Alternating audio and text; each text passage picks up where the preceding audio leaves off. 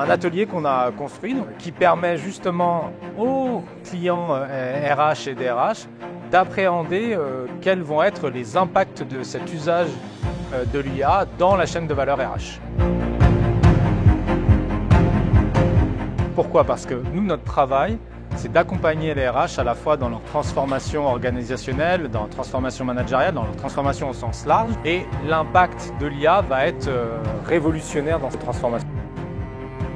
Et on a eu un temps collaboratif via la fresque, du coup, pour que tout le monde puisse se mettre ensemble autour d'une table et partager les idées de demain. On se bouscule par rapport aux idées des uns et des autres et on co-construit ensemble le monde de l'IA et des RH de demain.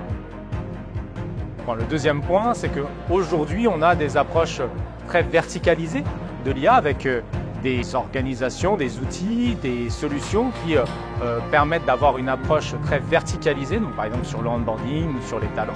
Et nous, notre travail, c'est de faire réfléchir nos différentes parties prenantes, donc faire réfléchir les RH vraiment à ce que va être l'usage de l'intelligence artificielle sur la chaîne de valeur RH.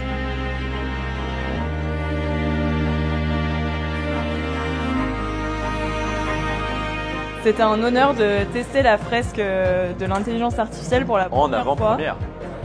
Moi j'étais sur la thématique du recrutement et c'est vrai que c'était hyper intéressant de voir comment l'intelligence artificielle peut venir aider les candidats qui ont été refusés et humaniser finalement le processus, ce qui est hyper positif et j'avais pas forcément en tête tout ce côté humain en fait que peut apporter l'intelligence artificielle.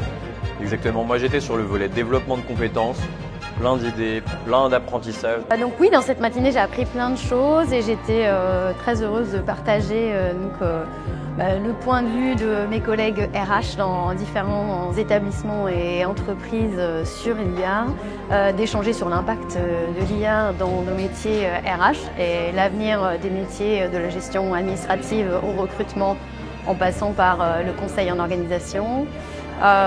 J'ai été aussi vraiment ravie d'entendre tous ces points de vue différents sur le sujet.